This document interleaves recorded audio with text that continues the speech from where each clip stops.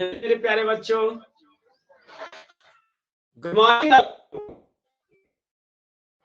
मैं हूं राममूर्ति और मैं आप लोगों को पढ़ाऊंगा मैथमेटिक्स।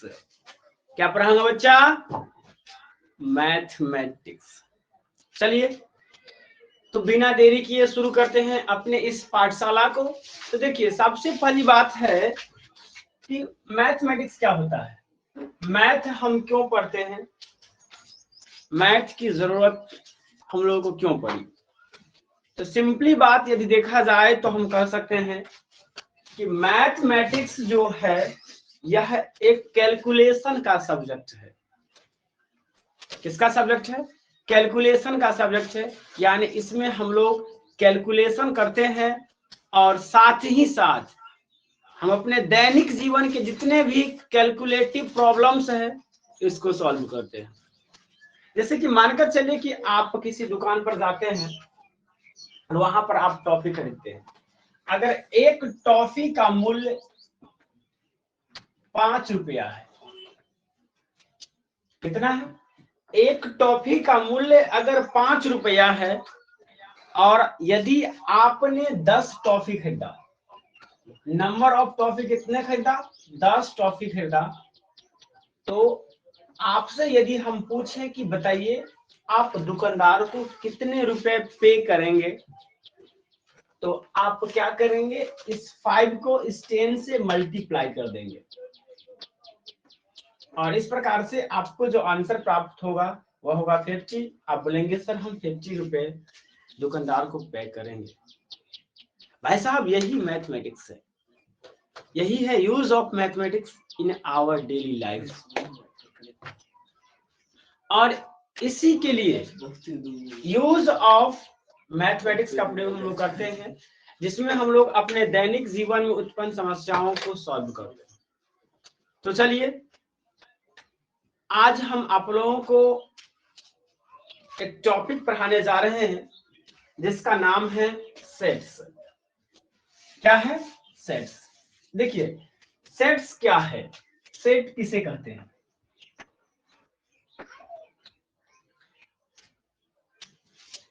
सेट्स क्या है या सेट किसे कहते हैं? बंद करो उसको। सेट किसे कहते हैं? तो देखिए, सेट्स, इसका हिंदी आप लोग जानते होंगे, इसे हिंदी में समुच्चय भी कहा जाता है। सेट को हिंदी में क्या कहा जाता है बेटा? समुच्चय कहा जाता है।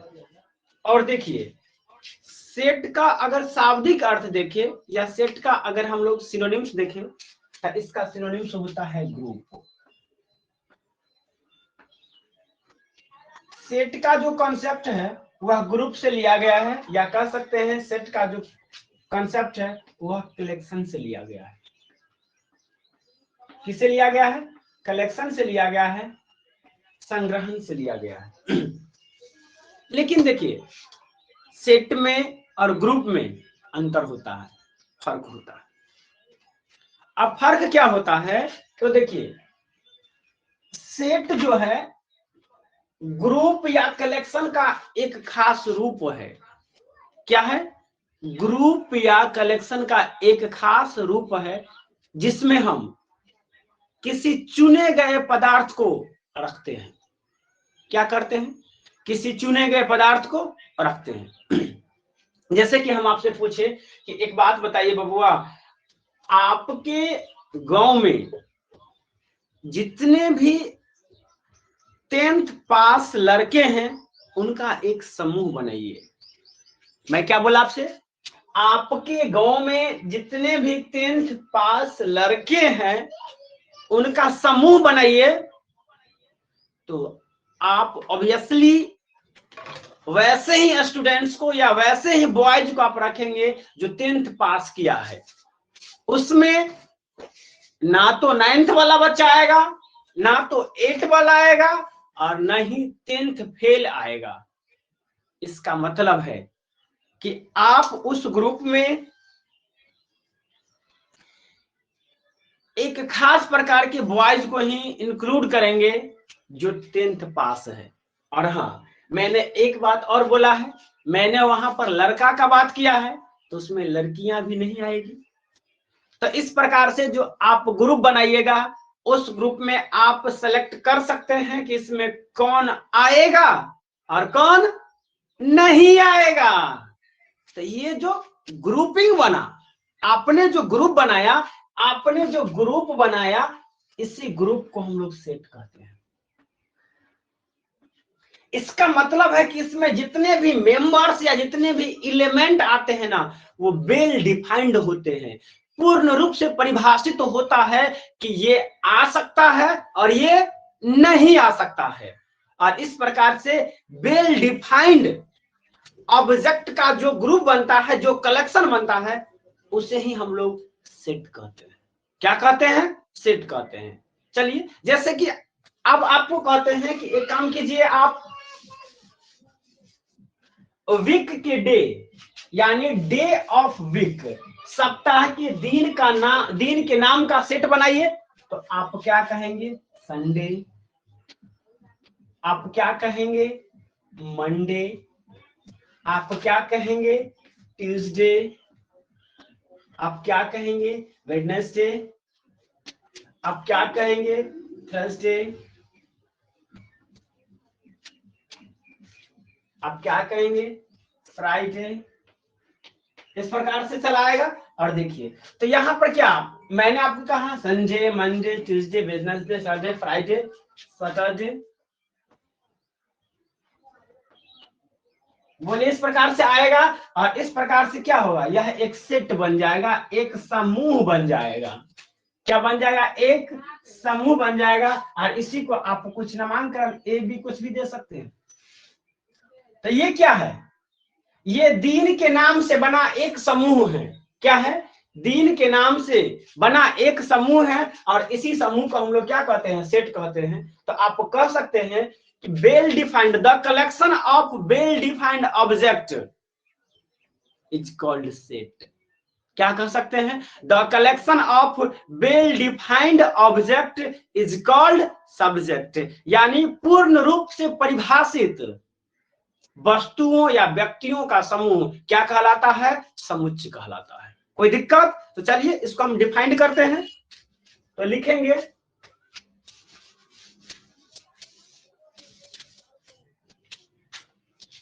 जो बच्चे सुन के लिख सकते हैं वो सुन के लिखेंगे, और जिनको सुन के लिखने में दिक्कत है वो बोर्ड पर देखेंगे और लिखेंगे। लिखिए तो, a collection of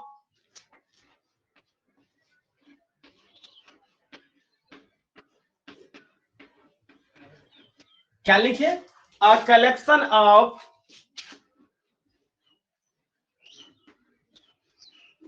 well defined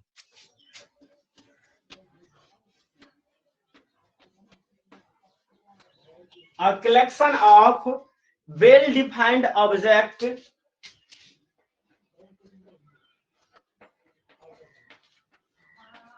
a collection of well defined object is called sets. A collection of well defined object is called set. A collection of well defined object is called sets. लिख लिए। अब देखिए, अब बात उठता है कि set का खोज किसने किया था? सेट शब्द का प्रयोग या कह सकते हैं कि सेट का उपयोग सबसे पहले किसने किया? तो याद रखेंगे, सेट का खोज या सेट का प्रयोग सबसे पहले क्या था? George canter. कौन किए थे? George canter. तो कहेंगे first of all, arrow mark लिखेंगे, first of all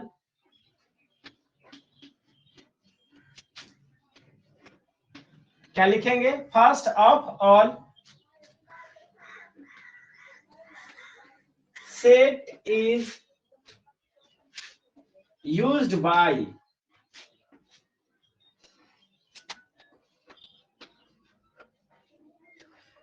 George Cantor.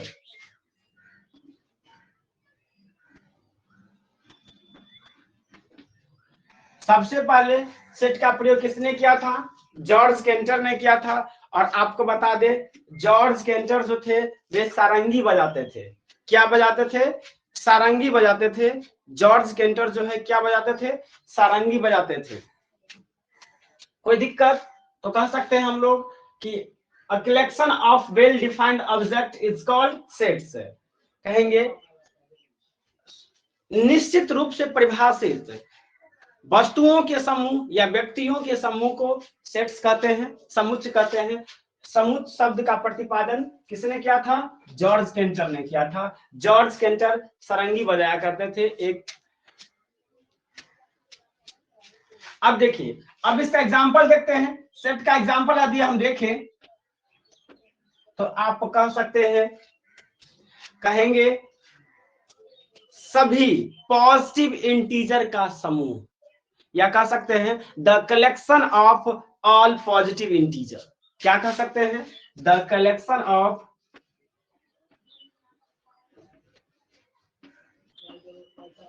लिखेंगे the collection of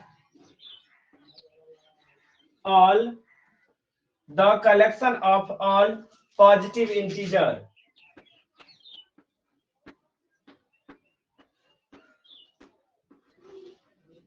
the collection of all positive integer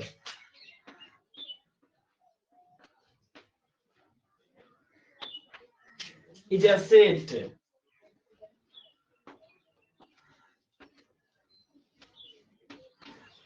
the collection of all positive integer is a set। यानी कह सकते हैं कि सभी धनात्मक पूर्णांकों का जो कलेक्शन होता है, संग्रह होता है, वह क्या होता है? समुच्चय होता है। सभी धनात्मक पूर्णांक का जो कलेक्शन होता है वह क्या होता है? समूह होता है। आप कहिएगा ये क्यों समूह है? क्योंकि यह लिख सकते हैं because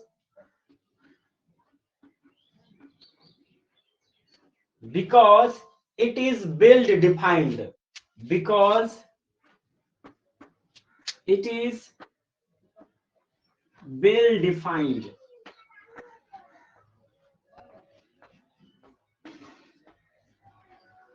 because it is well defined, क्योंकि यह पूर्ण रूप से क्या है? परिभाषित है। अब कहिएगा कि सर ये पूर्ण रूप से परिभाषित कैसे है?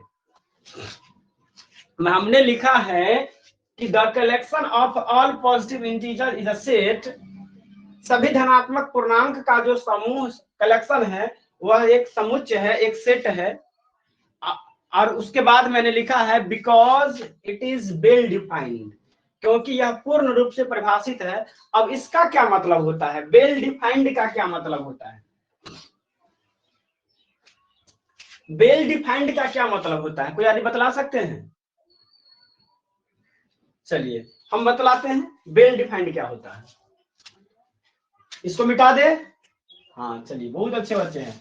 मन से पढ़िए, आराम से, बिंदास मूड में। जो मन से पढ़ेगा उसको पार्टी मिलेगा, जो मन से नहीं पढ़ेगा कोई पार्टी नहीं। चलो पढ़ो शैतानो, गप मारता है। देख बेटा, वेल डिफाइंड का मतलब क्या होता है, पहले इस बात को समझिए। देखिए हमने क्या लिखा है? All positive integer. देखिए पहली बात, अगर हमने पॉजिटिव इंटीजर रखा है तो इस बात से स्पष्ट है कि इसमें निगेटिव नहीं आएगा। दैट मीन्स अगर इसको हम i प्लस द्वारा व्यक्त करें तो i प्लस एक कलेक्शन होगा, एक सेट्स बनेगा जिसमें केवल पॉजिटिव इंटीजर ही आएगा, यानी 1 2 3 4 5 डॉट डॉट डॉट इसी आएगा। लेकिन क्या इसमें -1 आएगा? नहीं आएगा। -2 आएगा? अरे ना रे बचवा, -2 भी नहीं आएगा। अब कहेगा क्यों? हम कहेंगे क्योंकि ये निगेटिव है। क्या है? हाँ निगेटिव है। ये कहा बचवा? निगेटिव है, क्योंकि यह निगेटिव है और हमने बात किया था पॉजिटिव का। इसीलिए कह सकते हैं कि ये जो पॉजिटिव इंटीजर का जो कलेक्शन है वह एक सेट है। उसके बाद आप कहिएगा सर एकटा बात और हम कहेंगे का बबुआ बोलो, तो कहेगा सर 1/2 आएगा, आएगा बोलो 1/2 क्या इस समुच्चय में आएगा, इस सेट्स में 1/2 आएगा? नहीं बाबू, इस सेट में 1/2 भी नहीं आएगा, क्योंकि आपको पता है ये 1/2 जो है वो इंटीजर नहीं है। क्या नहीं है? इंटीजर नहीं है। और पहली बात, इस सेट्स में जितने भी एलिमेंट आएंगे सबको क्या होना पड़ेगा? इंटीजर होना पड़ेगा, इसलिए ये भी नहीं आएगा। तो अब आप लोग बात समझ गए होंगे कि हमने जो लिखा था the collection of all positive integer, यह एक सेट है, और आगे लिखा है because it is well defined, इसका मतलब क्या होता है। चलिए, तो इस एग्जांपल को आप लोग लिख लेंगे इसको, और आगे देखिए।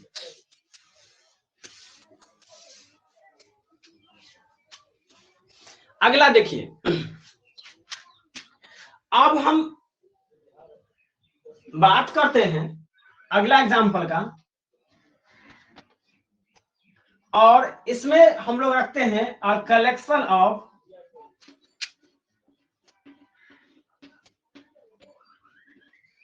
मैंने क्या लिखा? A collection of all good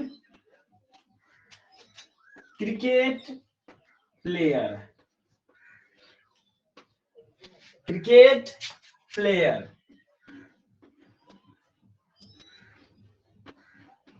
अब मैं आपसे पूछता हूं, बताइए, मैंने जो लिखा है a collection of all good cricket player, यानी सभी अच्छे क्रिकेट खिलाड़ियों के कलेक्शन, क्या यह सेट है? बताओ। इसमें एक और जोड़ दो, प्लेयर ऑफ इंडिया भी जोड़ दो। अब ये हो गया a collection of all good cricket player of India, Bharat के सभी अच्छे क्रिकेट खिलाड़ियों का कलेक्शन। बताओ, क्या यह सेट है? बोलो। है? वो नहीं है। क्यों नहीं है बबुआ? ये सेट नहीं है। आप कहिएगा ये क्या बोल दिए सर जी आप, ये सेट नहीं है? कहेंगे हाँ ये सेट नहीं है। अब कहिएगा ये सेट क्यों नहीं है? क्योंकि अब मान कर चलिए अगर क्रिकेटर की बात किया गया है, क्रिकेट प्लेयर की बात किया गया है, तो मान के चलिए मेरे लिए धोनी अच्छा है, आपके लिए हो सकता है सचिन तेंदुलकर अच्छा हो, और मेरे लिए सचिन तेंदुलकर अच्छा ना हो। दूसरे भाई साहब के लिए युवराज सिंह अच्छा हो, और आपके लिए युवराज सिंह अच्छा ना हो। तो यहाँ समस्या उत्पन्न हो जाता है कि कौन अच्छा है कौन बुरा है, इसका सिलेक्शन आप नहीं कर पाते हैं। आप तो सेलेक्ट करके ग्रुप बना लीजिएगा, और हो सकता है कि आपने जिस प्लेयर को, जिस क्रिकेट प्लेयर को उस ग्रुप में रखा है, वो क्रिकेट प्लेयर दूसरे के लिए अच्छा ना हो। तो इस प्रकार से ये क्या होता है, ये वेल डिफाइंड नहीं हो पाता है, वेल डिफाइंड नहीं हो पाता है। इसलिए हम लोग कह सकते हैं कि इज ए, लिखेंगे नॉट ए सेट, या एक समुच्चय नहीं है, क्योंकि इसमें जो भी एलिमेंट आएंगे वो वेल डिफाइंड नहीं होंगे। आप कहेंगे क्यों वेल डिफाइंड नहीं होंगे? तो वही बात, मान कर चलिए जो क्रिकेटर मेरे लिए अच्छा है वो आपके लिए अच्छा ना हो, और जो क्रिकेटर आपके लिए अच्छा है वो मेरे लिए अच्छा ना हो, तो यहाँ पर तो एक दुविधा उत्पन्न हो जाता है कि कौन अच्छा है और कौन बुरा है। इसीलिए कहेंगे ये सेट नहीं है, ये सेट नहीं है। चलिए, बहुत अच्छी बात है। आगे देखिए, अगला एग्जांपल हमने लिखा है a collection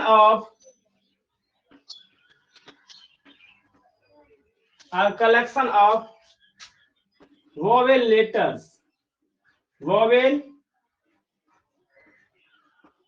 letters of English alphabet, of English alphabet.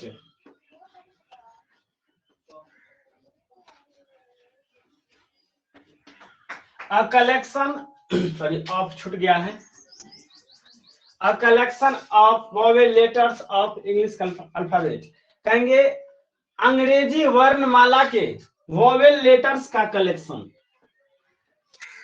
अंग्रेजी वर्णमाला के वोवेल लेटर्स का कलेक्शन।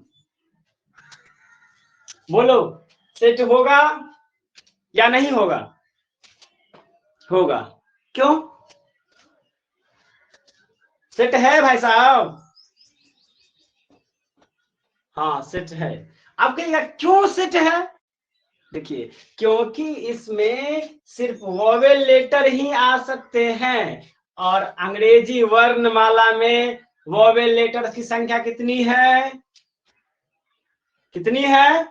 5। Very good. कौन कौन? कहेंगे ए, ई, आई, ओ, यू। अब देखिए इसका मतलब यह एक सेट है, यह एक सेट है जिसमें ए, ई, आई, ओ, यू एलिमेंट है। क्या है? ए, ई, आई, ओ, यू क्या है बबुआ? एलिमेंट है। अब मैं पूछूं, बताओ क्या इस सेट में बी लेटर आ सकता है? सी लेटर आ सकता है? डी आ सकता है? तो आपका जवाब होगा गुरुजी ना आएगा, नहीं आएगा। आएगा? नहीं आएगा। क्यों नहीं आएगा? अगर नहीं आएगा तो क्यों नहीं आएगा? आप कहिएगा सर जी क्योंकि ये कंसोनेंट है। क्या है? कंसोनेंट है। और आपने तो बात किया था वोवेल का। किसका बात किया था? वोवेल का। और ये सब कंसोनेंट है तो वोवेल के सेट में कंसोनेंट क्यों आएगा? कंसोनेंट को नौता नहीं दिया गया है तो भोज खाने के लिए नहीं आएगा। बात को समझ रहे हैं? हाँ, बिना नौतल नहीं जाएगा कोई, इसलिए याद रखिएगा ए, ई, आई, ओ, यू एक वोवेल लेटर है। वोवेल लेटर यानी एक वेल डिफाइंड लेटर है और इससे जो कलेक्शन बना वह एक सेट है। चलिए लिखिए इस बात को।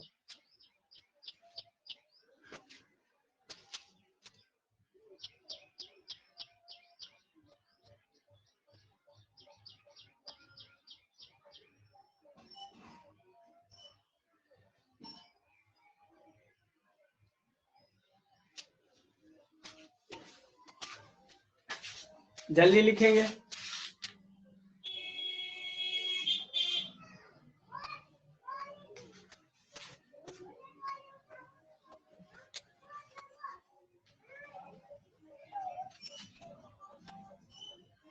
मिटा देते हैं इसको।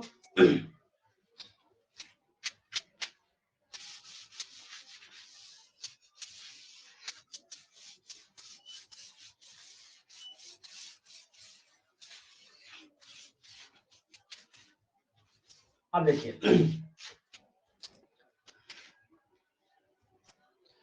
अब अपना हेडिंग होगा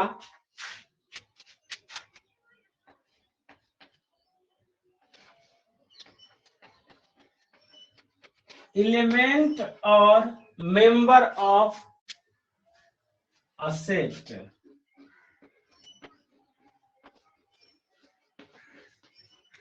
ऑफ ए सेट, एलिमेंट और मेंबर ऑफ ए सेट, समुच्चय के अवयव या कह सकते हैं समुच्चय के सदस्य। तो देखिए जैसे कि अभी हमने एक सेट बनाया था जिसमें मैंने अपने सारे वोवेल लेटर को रखा था। इसको रखा था, सारे वोवेल लेटर को रखा था। तो अब बताइए, एक मिनट सॉरी,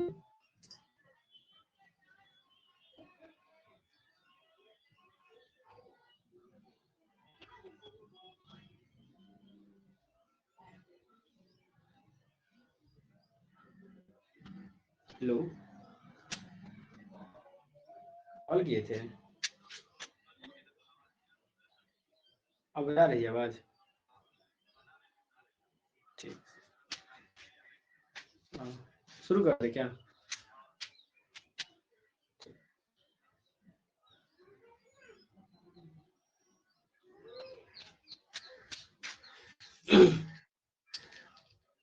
चलिए तो देखेंगे एलिमेंट और मेंबर ऑफ ए सेट। तो भाई साहब एक बात बतलाइए, अभी मैंने एक एग्जांपल लिया था जिसमें मैंने इंग्लिश अल्फाबेट के वोवेल लेटर को रखा था। किसको रखा था? इंग्लिश अल्फाबेट के वोवेल लेटर्स को। जैसे कि उसमें क्या सब आया था? ए, ई, आई, ओ, यू, यही आया था। चलिए तो हम कह सकते हैं कि इस सेट में, चलिए इस सेट को कुछ नाम दे देते हैं। इसका नाम क्या दे दे? कैपिटल ए दे देते हैं।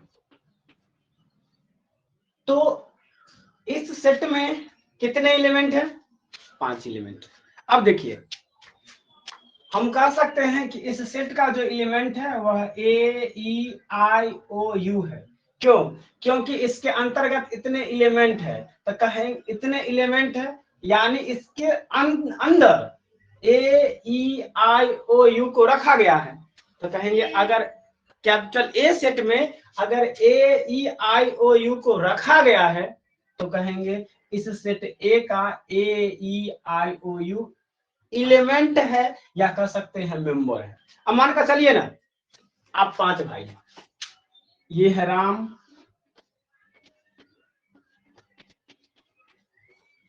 ये क्या है? ये मस्त, ये राम है, ये श्याम है,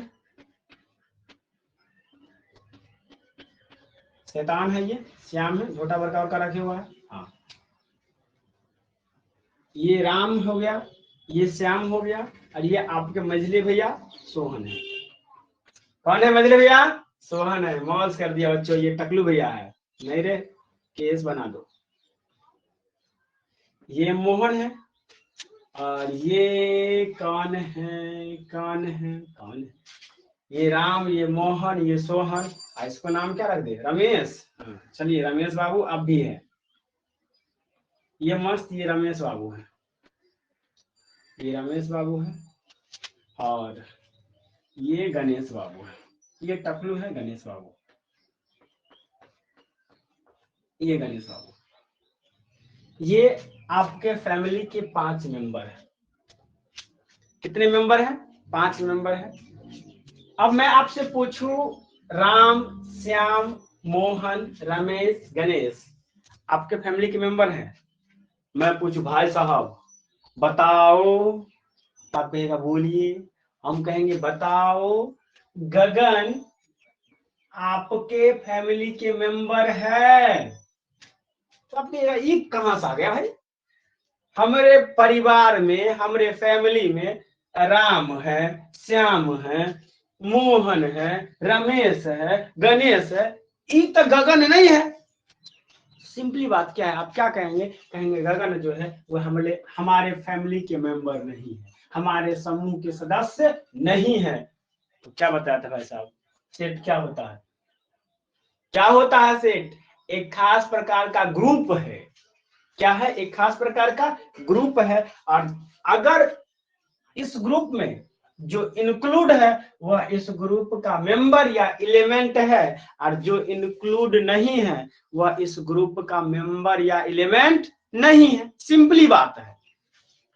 तो इसको हम डिफाइंड कैसे करेंगे?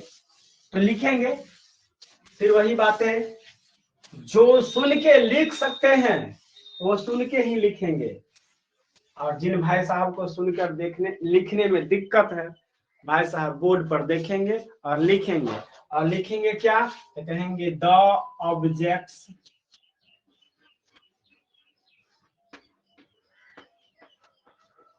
क्या लिखेंगे भाई साहब? The objects belonging to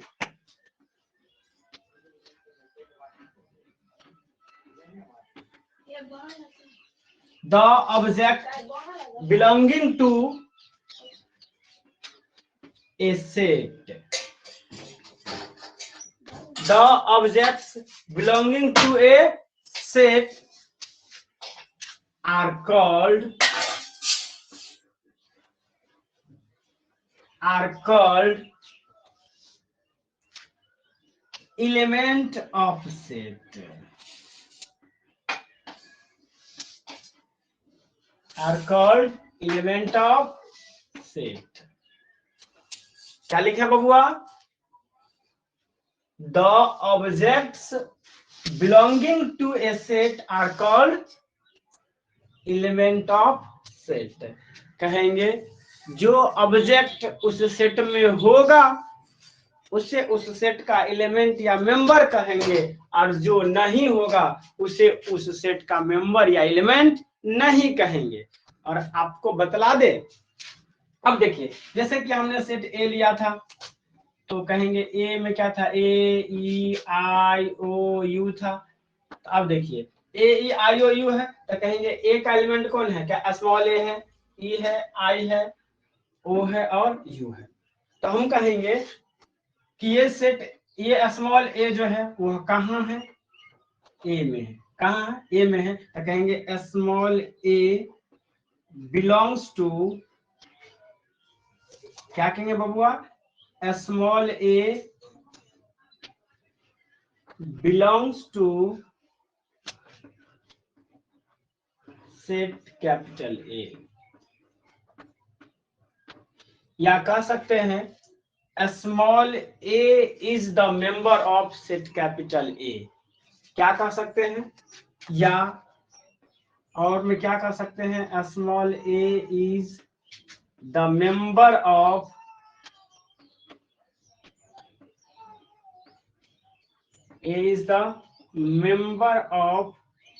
set A, is the member of set ए। या कह सकते हैं small A is the element of set ए। अब कुछ भी कह सकते हैं। और इसी प्रकार से ए को छोड़कर ई भी, ए ई आई ओ यू सभी जो है ये किसके मेंबर्स होंगे, तो कहेंगे कैपिटल ए के, यानी सेट ए के मेंबर होंगे। किसके मेंबर होंगे, सेट ए के मेंबर होंगे। जल्दी लिखेंगे इसको फटक से।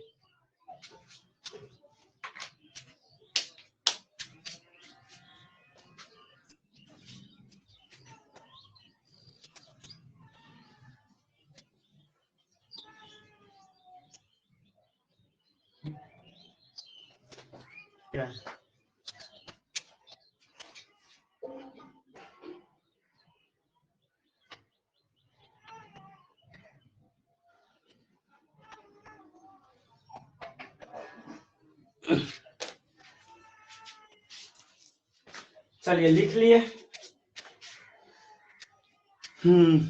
अब देखिए भाई साहब, तो मैथमेटिक्स क्या करता है, मैथमेटिक्स का काम होता है कि बड़ा से बड़ा शब्द को एक छोटा सिंबल के रूप में व्यक्तित कर देता है, एक्सप्रेस कर देता है, व्यक्त कर देता है। तो मैथमेटिक्स इसके लिए भी एक सिंबल का प्रयोग करता है। और देखिए यहाँ पर हम आपको इसके लिए एक सिंबल बतलाएंगे।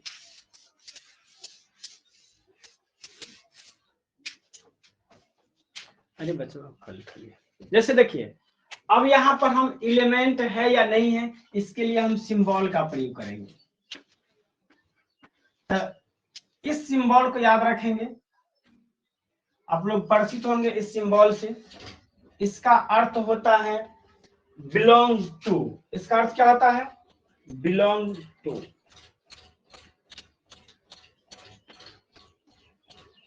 इसका अर्थ क्या होता है, बिलोंग टू। और इसी सिंबल का इसे लिख करके अगर ऐसे काट दिए तो इसका अर्थ होता है डज नॉट बिलोंग। इसका मतलब क्या होता है, does not belong to, does not belong to.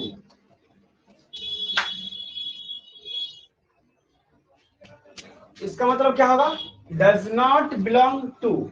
जैसे कि अगर आप एग्जांपल से समझेंगे तो मानकर चले यहाँ पर हम लोग बी को सेट लेते हैं और इसमें हम लोग एक्स को, वाई को, स्मॉल ए को, बी को, यानी 4 एलिमेंट रखे हैं। बी कोई सेट है जिसमें एक्स, वाई, स्मॉल ए और बी 4 एलिमेंट है। तो यहां देखिए x जो है यह सेट बी का एलिमेंट है। x क्या है? सेट बी का एलिमेंट है। तो हम लोग इसको कुछ इस प्रकार से लिख सकते हैं, x belongs to capital B, यानी x belongs to set B. फिर क्या लिख सकते हैं? तो कहेंगे y belongs to capital B, या फिर लिख सकते हैं small a belongs to capital B. यानी कह सकते हैं कि x जो है वह b का एलिमेंट है, y जो है b का एलिमेंट है, और स्मॉल a जो है b का एलिमेंट है। लेकिन मैं आपसे पूछूं क्या c b का एलिमेंट है? तो कहेंगे c does not belongs to b। क्या कहेंगे? c does not belongs to b, यानी c b का एलिमेंट नहीं है। तो इसका मतलब हो गया डज नॉट बिलोंग्स टू, यानी c सेट b में नहीं है, लेकिन x सेट a में है, y सेट a में है, और स्मॉल a सेट a में है। अब देखिए, अब मानकर चलिए कोई कहेगा कि इसमें क्या I है? तो कहेंगे I नहीं है, तो कहेंगे I does not belong to B, यानी I B में नहीं है। समझे इस बात को? कोई दिक्कत नहीं। तो अगर कोई सेट अगर किसी सेट का कोई एलिमेंट है और उसको दर्शाना है तो इस बिलोंग्स टू का सिंबल का प्रयोग करेंगे, अगर नहीं है तो does not belongs to symbol का प्रयोग करेंगे। कोई दिक्कत नहीं। चलिए,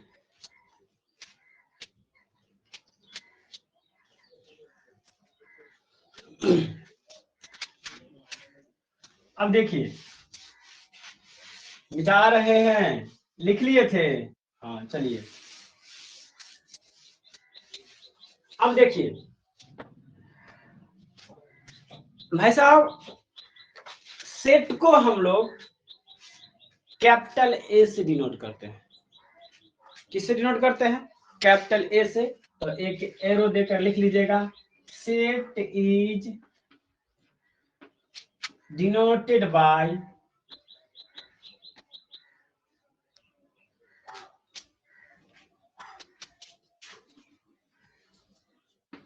कैपिटल लेटर।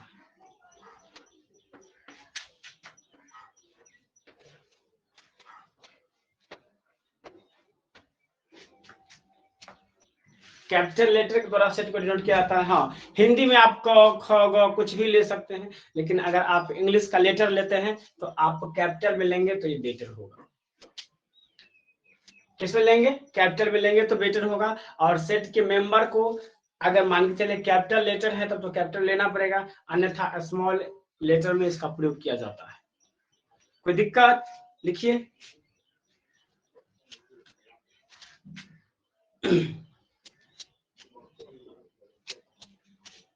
अब हम लोग पढ़ेंगे representation of set.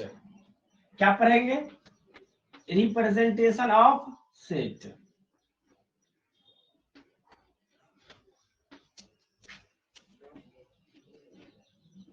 Of A set, representation of A set. देखिए, किसी भी सेट को आप तीन प्रकार से रिप्रेजेंट कर सकते हैं। किसी भी सेट को आप कितने प्रकार से रिप्रेजेंट कर सकते हैं? तीन प्रकार से रिप्रेजेंट कर सकते हैं, जिसमें पहला को हम लोग कहते हैं टेबुलर फॉर्म। पहला क्या कहते हैं बेटा? टेबुलर फॉर्म, जिसे रोस्टर फॉर्म भी कहा जाता है, यानी इसका दूसरा नाम है रोस्टर फॉर्म।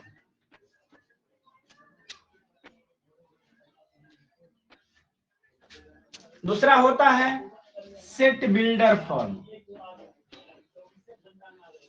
दूसरा क्या होता है? Set builder form. और तीसरा होता है बाय डायग्राम, या डायग्राम फॉर्म लिख दो।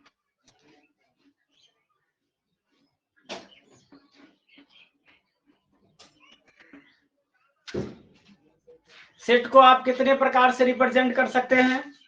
तीन प्रकार से। कितने प्रकार से? तीन प्रकार से। एक टेबुलर फॉर्म, जिसे आप रोस्टर फॉर्म भी कहते हैं। दूसरा सेट बिल्डर फॉर्म, और तीसरा क्या होता है, डायग्राम फॉर्म। तीसरा क्या होता है, डायग्राम फॉर्म। कोई दिक्कत? जल्दी लिखिए, इसको मिटाएंगे।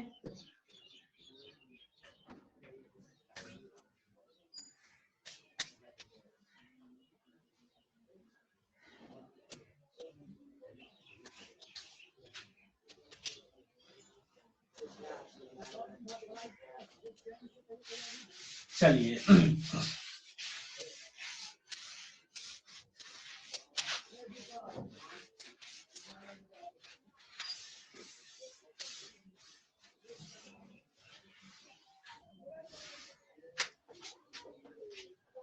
अब देखिए, सबसे पहले हम लोग बात कर लेते हैं टेबुलर फॉर्म या रोस्टर फॉर्म के बारे में। टेबुलर फॉर्म या इसी को कहते हैं रोस्टर फॉर्म।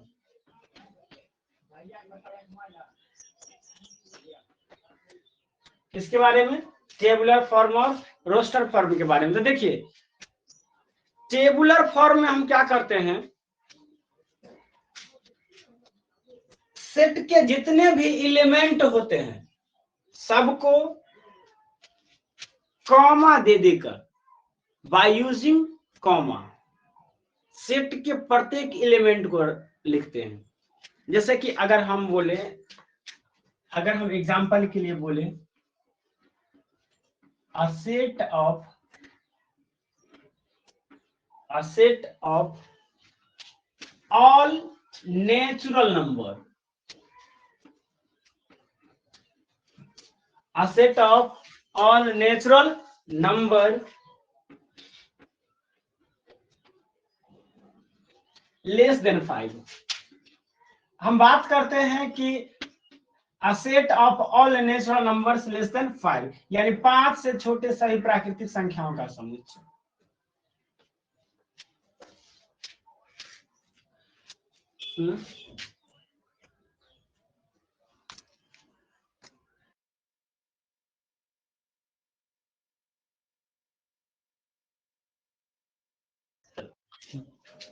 5 से छोटे सभी नेचुरल संख्याओं का समुच्चय। तो देखिए, अब भाई साहब 5 से छोटा नेचुरल नंबर कौन कौन हो सकता है, तो कहेंगे 1, 2,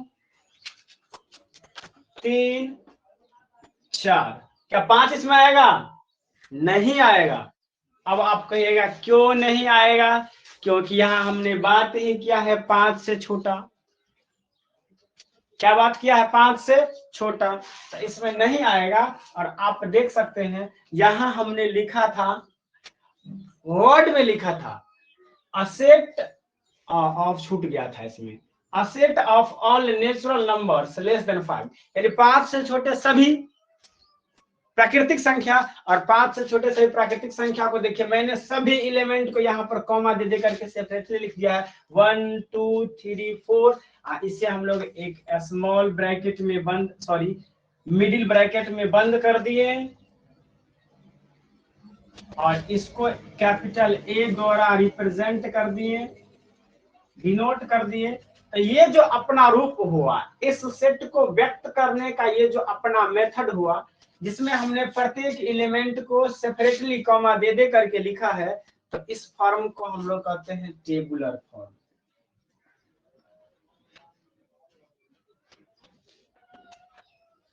इस फॉर्म को क्या कहते हैं बबुआ, टेबुलर फॉर्म कहते हैं। हमने यहाँ क्या किया, जितने भी एलिमेंट आया था सभी एलिमेंट को कॉमा दे दे करके अलग अलग करके लिखा है, इसी को हम लोग क्या कहेंगे, टेबुलर फॉर्म। और देखिए अगेन यानी पुनः इसको एक और रूप में लिख सकते हैं, कुछ इस प्रकार से। हमने लिखा है a बराबर x सच डेट, इसको क्या पढ़ते हैं, सच डेट। क्या पढ़ते हैं इसको, सच डेट। इस सिंबल को क्या पढ़ते हैं बबुआ, सच डेट। क्या पढ़ते हैं, सच डेट। ये सिंबल दिखे या कहीं पर ये सिंबल दिखे तो मैथमेटिक्स दोनों को सच डेट पढ़ता है।